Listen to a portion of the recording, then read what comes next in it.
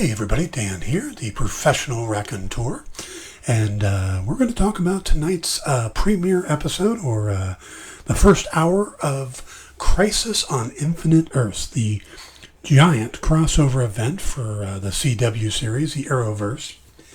And it got kicked off in an amazingly fun way tonight. Now, if you have not watched it, what the hell are you doing clicking on videos like this then? That's right. There are going to be spoilers here because it's going to be one of those types of series that you can't just talk about without giving away things. So, if you haven't seen it, go watch it now. Otherwise, let's keep going. Okay, the show kicks off with one of the neatest set of cameos. First off, we get Knox from the 1989 Batman series on Earth 89. And we get him, we get the Ray from Earth X, and we get Dick Grayson, played by Burt Ward, from Earth 66. And he has a great line about Holy Crimson Skies of Doom or something like that, which was just a great way to kick off the series. But at the same time, we get all those people now canonical to the Arrowverse, and then they're gone. Just like that, an instant later, they are completely gone. And but that's just the deal with Crisis. I mean, that's the whole point of the series. Is it's a lot of loss. It's just people are being wiped out left and right. We then immediately go to Earth 38, which makes a lot of sense since this was technically an episode of Supergirl. So it's Earth 38, and they discover the wave is coming, and of course you have to go to Argo because that's where the wave's going to hit first. And we get kind of a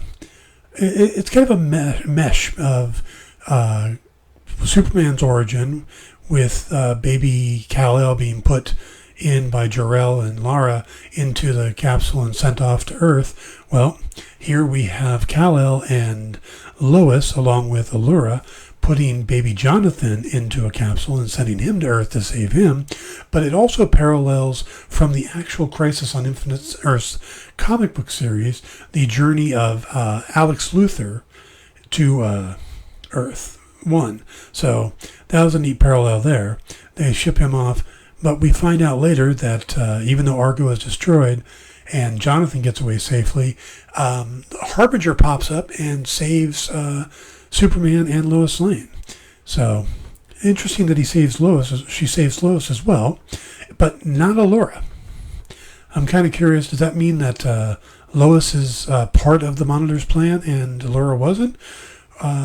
Just an interesting thought there. From there, we move on to Harbinger popping around and picking up people and bringing them all to Earth 38, where things are going to take place. They're going to have their first line of defense. And the Monitor pops up one of their towers to help defeat or to stop the antimatter wave. And I think there was some really neat, touching moments of Oliver and Barry, Kara and Kal-El, Oliver giving Mia her first super suit. I've not been a big fan of the Mia character. I wasn't a fan of the whole future thing last season. I wasn't really a fan of it this season. But as soon as they brought William and Mia to modern day times and they were interacting with Oliver, I really grew to like both those characters quite a bit. So I find that I actually was really touched by the scene of her getting her suit and him passing the mantle on, because I have a feeling that's going to be set up for a lot of what we're going to see in the future. There'll be quite a few mantle passings, including probably the Atom being passed to Ryan Choi. Now, from there, we got probably the weakest part of this whole thing is that you had the heroes fighting off these shadow race or shadow demons or whatever they wanted to call them. And they just seemed silly at that point. And I get that they needed something for the heroes to fight, but they really weren't anything. They were just, you shoot them, they disappeared.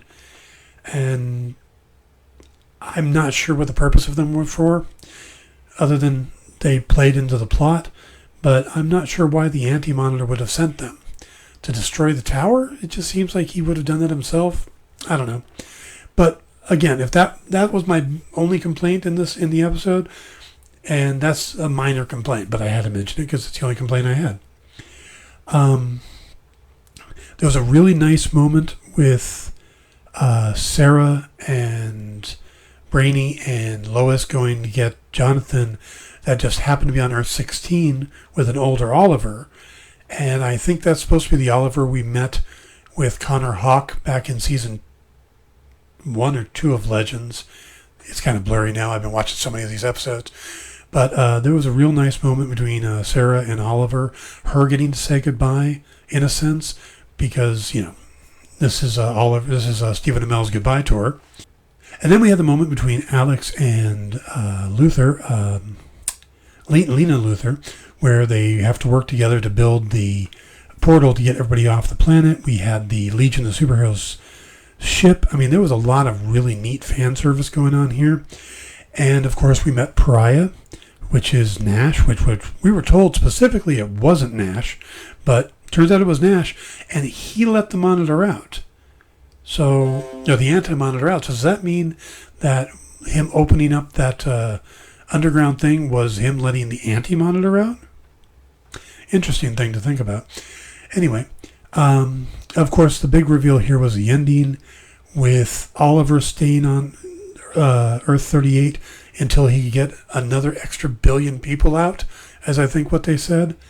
And then he took enough wounds that he ended up dying, even back on Earth 1. I mean, that right there, that was a scene that I think surprised a lot of people. There's been some rumors that he was going to die early. There's also rumors that he's going to die twice. And I'm buying that because I can't see them doing the rest of this without Oliver Queen. But it does kind of throw the whole thing that the Monitor knew what was going to happen and planned this all out completely out of whack if he didn't know that Oliver was going to die at that point. So that was a really nice part. Now we're going to have to wait until tomorrow night to see what happens next. I was really happy with the whole episode. It was really nice moments. It was really well written. And I think they did an excellent job. There was a lot of fan service in it, but it was good fan service. It wasn't winking at the audience. Okay, maybe the Burt Ward one was. But I really liked that. And I look forward to more of that in the series. I look forward to see where this is going. I think Amell is, again, just knocking it out of the park this season on Arrow. I think he's doing it here as well. So this was a really nice episode. We'll have to see what happens tomorrow night. And that's it. Well, these are coming fast and furious. So I will be back tomorrow night with a review of the next hour.